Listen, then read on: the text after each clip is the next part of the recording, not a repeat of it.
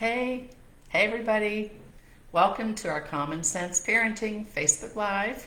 Today is Monday, July 1st, and I just want to say thank you to everybody who sent happy birthday wishes to my mother. So today was her 92nd birthday. I spent the morning with her. She's in a skilled nursing facility and I visit her every day. But this morning I spent some time with her and, took her some things and we FaceTime with family and friends and it was great. So thank you for that. Second thing is, I'm up to I'm at 195,000 followers on Facebook. So I want to thank you. I want to thank you for your support, for your encouragement, for sharing, for liking, for following. I really enjoy the engagement. I can't always answer all of the questions people ask. However, I try to address them through these lives and through the podcast. So I will put in the comments section, actually, let me do it right now. My website is PamelaPalanza.com, and you can go there to watch these if you miss it today, if you can't watch it because you're in a different time zone or you're busy. This will automatically show up on my Facebook page so you can catch it there. Or you can go to the website, click on resources and support, and then look at the drop down and find Facebook Lives and click on that. It'll be posted either this afternoon or tomorrow. And as always, we have 30 minutes here, so I'm going to give you my spiel on teaching your children coping skills. And I may or may not have time at the end to answer questions. So if not, put them in anyway. And then what I will do is answer them either later today or tomorrow as best I can. Okay. So again, thank you for joining me. We're talking about how you teach your children coping skills. Now, let me just say, hello, Jenny Lynn. Let me just say that this is for children ages like 3 and up. 2-year-olds, forget trying to teach them coping skills. Toddlers are a different creature from a different planet, and you need to learn coping skills for yourself to learn how to cope with their behaviors because they can be so challenging. And this can be for neurotypical or neurodivergent children. Now, this is going to depend on your child. Only you know your child better than anybody else. So you decide if any of these are going to work. I'm going to give you a lot of techniques, and then we're going to talk about some examples, and they may or may not work for you. But let me tell you, you need to try them more than one time. When I did the reel, about 5 days ago, about stop yelling at your children and whisper, that has had, last I checked, I think 3.9 million views, a lot of comments, a lot of reactions. But some people said, well, I tried it and it didn't work. Well, you have to try it more than one time. It's the same thing with these skills you're teaching your children. You have to do these over and over and over so they understand them.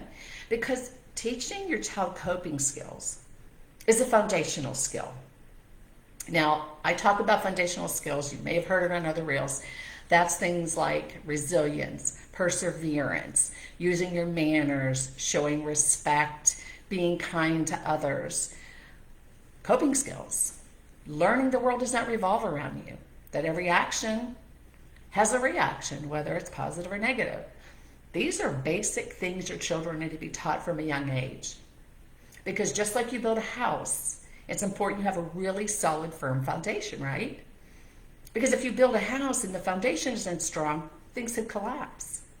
If you build a strong foundation with your children by teaching them these skills, it sets them up as they grow and develop as adults to be in the world, as I call it, and learn how to function and do well because they've had a firm foundation starting from the time they were young. Okay? Catch me on that one? All right, good. All right. Hello, everyone that's tuning in. I love it. I love to see you all. Malaysia, Philippines, this is awesome. You're teaching middle school in Florida. Wow, that's amazing. Good for you. All right.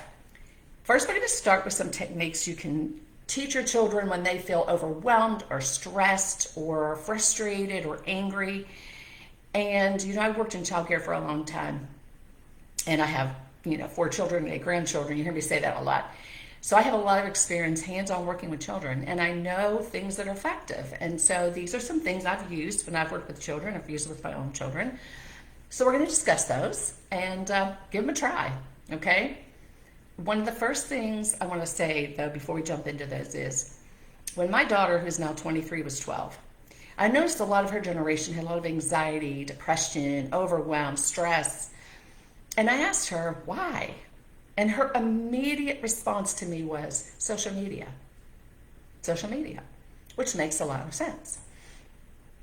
And in a couple reels, I've had people mention that their young children have tablets. This is a whole nother subject, but please do not let your children have tablets when they're young. It just changes their brain. Just don't. They don't need that. Okay, I'll get off that soapbox. All right, let's talk about techniques. Deep breathing, okay, but make it fun. So we used to do this with kids. We teach them how to blow up a balloon. And like kids 3 and 4 and 5 really love this. So you tell them to put their hands on their head, and then you go, you blow up the balloon, and then you go, shh, let the air out. Have them do that a couple of times. That settles their central nervous system down. And then they're better able to discuss with you what they need help with or go back to what they are doing once they've calmed down and you get their focus back where it needs to be. Now, another one that we used to do, and this was great with like 2 and 3-year-olds, we actually would do it with 2-year-olds, is you did the lion. And what that was, when you tell the kids to ball up their hands and then they go, they love that, okay? And I had a teacher tell me a story. She was a 2-year-old teacher in a child care center, and she had long hair. And she said she would turn her back when she was getting frustrated with the kids in the classroom, and she didn't want to, freak out on the children. She would turn her back, and she had long ponytails, and she would pull them up in the air, and she'd go to herself. And she said one time she turned around, and the kids were going, they were imitating her. I love it. That's just a fun technique to distract them, to get them to breathe, just let out that stress, and then you can work on some of the other skills we're going to talk about after we do some techniques here. Okay. Big about helping them name emotions, because young children don't have the vocabulary usually to put names to their emotions. So if you have those pictures, smiley face, sad, angry, happy, tired, whatever it is, and you teach them that, then you can say to a child, if they're verbal enough, you can say, tell me how you're feeling. And you can even make suggestions, right? Or you can say, here, point to how you're feeling. And then we can talk about it, and maybe I can help you or teach you how to help yourself. So they need to have names or pictures for their emotions.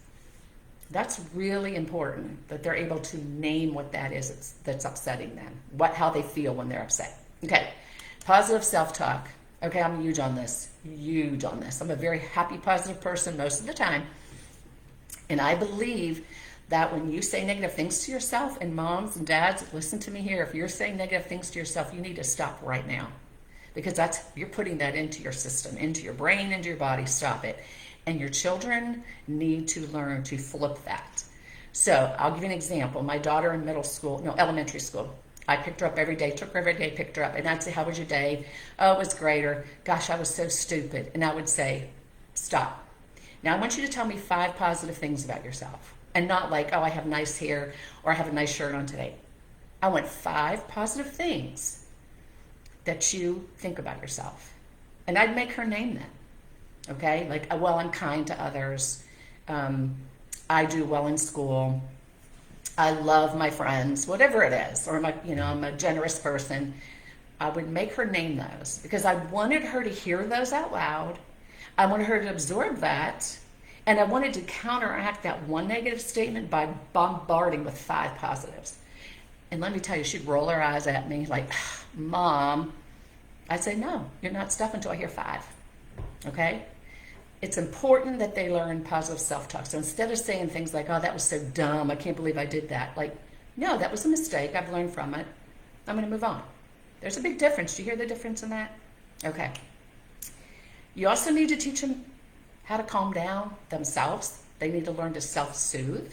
So if you have a calm down space in your house, a calm down corner, a calm down chair, that's really important because you're not always going to be with them in life, right? This is why it's so important you teach your children these skills. Because when they go out in the world, they're on their own. And they need to have that foundation built. Self-soothing is one of them. So have a calm space for them.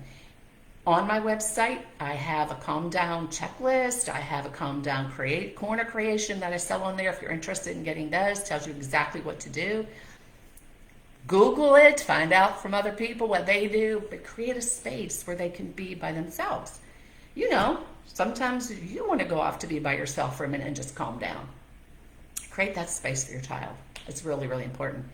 And then role playing. So say your child comes home and says, maybe they're in childcare, and they just say, you know, Sally keeps taking my toys every day. Well, then you say, well, let's role play that. I'll be Sally, and you have a toy, and I'm going to take it from you. And what can we do? How do we handle this? What can you say? Who can you talk to? So you ask them questions, but you also guide them through that process because they may not know. I'll give you an example. I had a child care home at one time. I kept 12 3 to 5 year olds. Absolutely love that age. And I had a little girl that came to me from a large center. And she was used to being hit by other kids, I guess, because teacher couldn't keep her eye on everybody at the same time. That happens. And so one day she came up to me and she said, Miss Pam, he hit me. And I just looked at her and I said, okay. Now she was 3 or 4 at the time. And I said, okay. And she just looked at me. And she goes, well, tell him to stop it. And I just looked at her and I said, but he didn't hit me. He hit you. You need to tell him to stop it. And she said, but what do I say? And then I worked with her on it. I said, well, you can go back to him and say, you know what, Chris, when you hit me, that hurts. Please keep your hands to yourself. So I was teaching her the tools to manage that herself. And I walked her through that. We kind of role played through it. And she went over and said it to him. And it worked. Okay, so now is it going to work every time? No. But it did in this instance. But sometimes they just don't know how to handle it. And especially as your kids get like older, elementary school, middle school, high school, and they're faced with scenarios that they're not sure how to handle, this is a great time to do this role playing. This is when they really, really need you. They don't think they do, but they do. Okay, trust me on that. They need you then, even more than when they're younger. Okay, mindfulness. Teach your children to, maybe step outside for a minute, listen to the sounds, listen to the birds, listen to nature. Just breathe and relax a little bit. Another good thing you can do is have your children express their feelings through art. Now, if they're young, 3, 4 years old, you can say, well, if you're not sure how to tell me how you feel, could you draw me a picture of how you feel? And let them draw for you. It can be a person with a mad face, and you can say, oh, you look mad in this picture. Can you tell me why you're angry? Okay?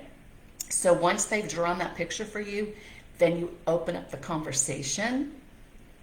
Tell me about this. Instead of looking at it and going, why are you mad in this picture? You go, tell me about this. You look upset in this picture. Let's talk about it. What made you angry? And then you walk them through what they can do to address that and to handle that. If they're older, give them a journal. I mean, seriously, let them write it out. Sometimes that is very, very rewarding to just write out what you're feeling. And then you look back on it later and you go, I can't believe I was even stressed out over that. That was so ridiculous. But at the moment, it's not. To them, it's very real. And you need to validate their feelings. You don't ignore their feelings, obviously. But they can journal it. Little side note here.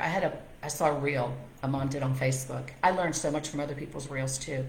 She said her middle school age daughter was like 12 or 13, and she bought her a journal. And she said, if there's anything you ever want to discuss with me, but you're embarrassed to talk to me face to face, put it in this journal and put it under my pillow. And then I'm going to read it and I'm going to respond to it and I'm going to put it under your pillow. And that's what we'll keep doing until the time that you feel comfortable coming to me and talking to me face to face. I just thought that was brilliant, especially with your teenagers, because they don't share with you. They're not going to tell you things. I promise you they're not. They're dealing with them. They're struggling with them. They're anxious. They're stressed. They're overwhelmed. They're depressed, but they're not going to necessarily tell you. So this is like a really gentle, kind way to let them know I'm here. I want to hear you. Share it with me in the journal, and we can go back and forth in writing. Okay? The other thing that's important to do for your children is get them engaged in some kind of physical activity. Take them outside, let them jump, climb, dance, whatever. If your kids are older, get them on sports teams. All of my children were involved in sports, every single one of them. It's one of the best things we ever did, because I'm not going to go into how much wonderful things they learn from being involved on a team, but just the physical activity is so healthy for them, okay? So get them involved in some kind of physical activity. It doesn't have to be a team sport. When they're young, just take them out to the park, let them play, let them run in the yard. Here's what I see, and I'm sure you all do too, especially with our teenagers. They're all like this. Their face is in their phone. They're glued to this. And the dopamine hit they get from looking at that phone, and then you go outside, and they're like, what? I don't want to go outside. Because they're just like so obsessed with their devices. Take that away. Send them outside. Okay. Read to your young children especially. Read books about people who are going through different emotions. Children are going through emotions. There are a lot of children's books have animals going through the emotions because young children relate to that. Read books about emotions and discuss those. Okay? One thing that's really, really important is children learn what they live. They're watching you, and they're watching how you handle things. So how do you cope? What do you do? They're watching you and they're learning from you. Okay? So make sure you're modeling appropriate ways to cope. Like when you're so frustrated with your toddler and your older kids are watching you lose your mind. Just kidding. All right. You can use music to have the kids relax. Put headphones on them, put on some soothing, calm music to help them just relax a little bit, and then you can proceed from there. Tell them stories at nighttime. Tell them things that happened to you when you were a kid or a middle schooler or an adult, or things that happened to you that were maybe stressful or anxiety producing, and how you handled it. What did you do? What techniques did you use? How did you calm yourself? Parents, in the eyes of children, are like these amazing people that know everything. They're perfect. And we all know we are not perfect. And if you think you are, you might want to think again. Nobody is. So children are watching and they're learning from you, and model for them and tell them, like, this happened to me when I was in middle school and somebody did this. Here's how I handled it. So it makes them go like, oh, okay, all right, mom or dad went through this. Oh, they can help me, right? Use consistency with your children. They need regular routines. They need schedules. They need to know what comes next, especially young children. That is why in every child care center you'll ever go into, there's a schedule on the wall. And usually for young children, it's pictures. They need to know what comes next that makes them feel safe, that makes them know what to expect. Keep your kids in a consistent routine, bedtime especially, right? Keep them in that routine. Teach your children to express gratitude. So I would be driving my daughter to school, and we had a 30-minute drive one way. And I would say, tell me 5 things you're thankful for today. And she'd be like, oh, Mom. And I'd be, no, seriously, what are you thankful for today? You're thankful you woke up? You're thankful you have a roof over your head, food in your stomach, clothes on your back, that you're getting to go to a great school, that you have parents who love you and a family who loves you? Name those things. Teach them to name those things, because when they get frustrated, when they get overwhelmed, if they can just stop for a minute and go, you know what? I might be stressed right now, but my parents love me, and we have a house, and we have food and, air conditioning. I mean, just even minimal things. They're like, I have school supplies today. I mean, whatever, as small as those things sound, they need to understand that they should be grateful because there are a lot of kids who don't have that kind of stuff. And so they need to be grateful and stop taking things for granted. And when they stop the stress part and start focusing on what is good in their lives, it kind of can change their mood. Okay? And then the other thing is get them into hobbies. Get them doing like crafting, gardening, puzzles, whatever it is that they enjoy doing. Have an outlet that brings them pleasure and brings them joy. Okay? That's really important. All right, now we're going to get into techniques here of ways you can do this. I'm going to give you a few examples because we only have like 10 minutes left. Okay, let's say your child, son or daughter, middle schooler, well, how old, whatever. They're trying out for a basketball team, and they're so sure they're going to make it. And they have tried and practiced and did everything they thought they needed to do. But they tried out and they didn't make the team. What do? They come home, they're sad, they're embarrassed, maybe they're angry. Maybe they start making excuses for that coach is just stupid. He doesn't know what he's doing. I was the best one out there and he didn't pick me. He must not like me. See how they're making excuses? Okay, you need to stop that and say, let's talk about this.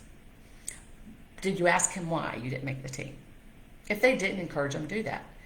And if say the coach said, you know what, you're pretty good, but there's a couple skills you need to learn and there's a few things you need to develop further, maybe enhance a little bit. So you talk to your child and you problem solve that. And you sit down with them and you go, after they've calmed down, right? But say, hey, how could you address this differently? What did the coach tell you? You start asking questions. What do you think you can do to improve what you're doing? Is there a new skill you need to learn? Is there more practice time you need to put in? Is there maybe somebody we can find to help you learn these skills? So you walk through that with your child and you problem solve that with. And then you say, you know what? You can try again later. Try next year. That teaches them resilience and persistence. Two things that I talk about all the time, right?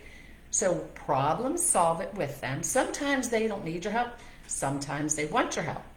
If they want it, just ask questions. Instead of telling them what to do, ask questions and let them problem solve on their own, because problem solving is a basic skill they need to have all through life. Okay. Tell them to set realistic goals. So make sure your children are not setting goals that are really, really beyond what you think they're going to be capable of or they think they're capable of. It's okay to dream. It's okay to dream big. I'm a big dreamer, but you have to say, like, let's set realistic goals, because if they don't, then they get frustrated because they didn't meet this goal. Like say they said, well, I'm gonna get a job after school and I'm gonna make $50,000 my first year. Now I'm getting exaggerating here, but just say, you're like, really? Let's talk about that. How are you gonna make that happen? Let's break that down. Let's go backwards on that. Figure out how you're gonna make that happen. So make sure that they're setting realistic goals. Teach your children to take breaks when they need them. That's huge. I do it. I'll be working at my computer and then I'm like, oh, I'm tired. I'm overwhelmed. I can't think anymore. I just got to walk away. I change my environment for 5 minutes, 10 minutes. I walk away and then I come back refreshed and ready to focus again. And let's say you have a little child who's working on a puzzle and they're like, I can't figure this out. I quit. And then you say, wait, let's talk about this for a minute. How about you go take a break? We'll try this again in 5 minutes. No big deal. Okay? Big thing you need to teach your children is when they make mistakes, that is not failure. That's a learning opportunity. And I'll tell you, Michael Jordan, prime example, didn't make the team. He's from Wilmington, lived far from not where we did. When he was growing up, didn't make the team. He was sure he was. He didn't make it. And guess what he did? He dug deep and he practiced and practiced and practiced. And look at him now. He didn't take that failure as a no and I quit. He dug in. He was persistent. He was resilient and he went for it. Sarah, I forget her last name, the founder of Spanx. I love the story she tells. When she was growing up, her father believed strongly that you need to fail. So every day at dinner, he wouldn't say, like, what'd you do great today? He'd say, what did you fail at today? tell me, what did you fail at? And let's talk about that. And he celebrated them failing. And she said, and then they talk about how they could, turn that around. But she said that is what made her successful in developing Spanx. Because when everybody told her no, no, no, no, she persisted anyway, persevered, was resilient, and now look at her, okay? Millions and billions of dollars, okay? Teach them that. And then the last thing I want to talk about, and if we have some time, I can answer a few questions, is teach your children, especially when they get older. I mean, they need to learn it now, but this is going to come into play when they're much older. They need to learn time management, and they need to learn effective study skills. Because I can tell you, now my youngest daughter, she went to an early college high school. And she had just seen my husband and I, we work a lot, and she grew up seeing that in our ethics, our work ethics. And we love what we do. And she would, I'd pick her up from school and we'd go downtown to my husband's office, and he was working seeing a client and I was working running his practice, and she would sit there and do her homework, right? So she saw what we did, and she knew she had a certain amount of time to get her work done, and she had these study skills that were amazing. And it was interesting to me, her first year of college, she said, man, Mom, the number of kids who just are overwhelmed because they weren't taught at home how to manage their time and how to study effectively, and it just overwhelmed them. Now, there's always an adjustment going to college, I get that. But for her to comment on that, I thought was really interesting, that kids really struggled a lot. So, all right, I've quickly gone over those, some techniques, some examples. Like I said, this will be up on the Facebook page if you want to go back and watch it. It'll be on PamelaPalanza.com either this afternoon or tomorrow. And let me see if I can get through some of these questions. Let me see if I can pull this up. And hello, everyone. California, Philippines. I love this. Okay, let me flip this up. Okay. Helpful, good. I need coping skills. Harry, I do too, buddy.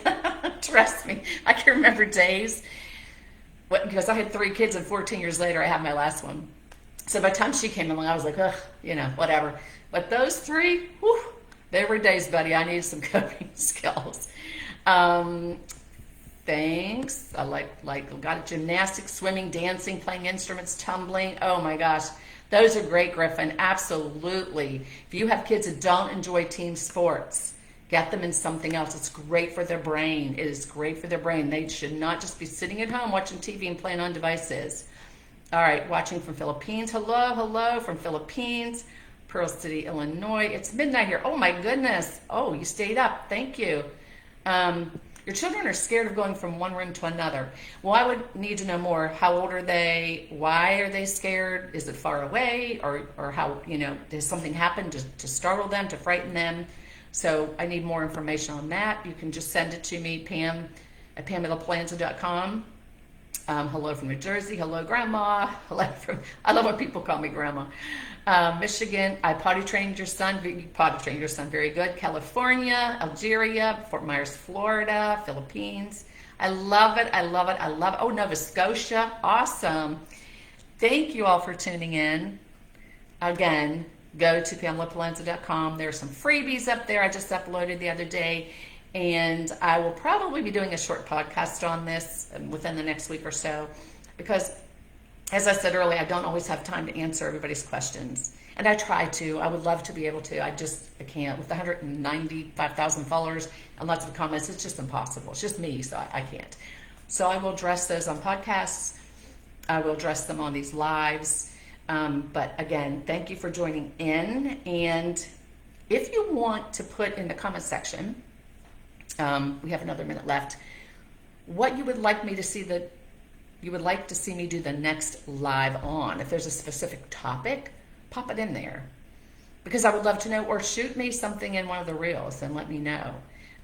Because I base these on feedback I'm getting and the engagement I'm getting on the reels on Facebook and Instagram. So if there's something specific that you would like me to talk about, pop it in there, and then I will definitely consider it for a future live. And until then, I hope you all have a good one. For those of you in the U.S., happy 4th of July coming up soon. And I know it's Canada Day today, so happy Canada Day if you're from Canada. And bless you all. We'll talk to you later. Remember, hug and love your babies.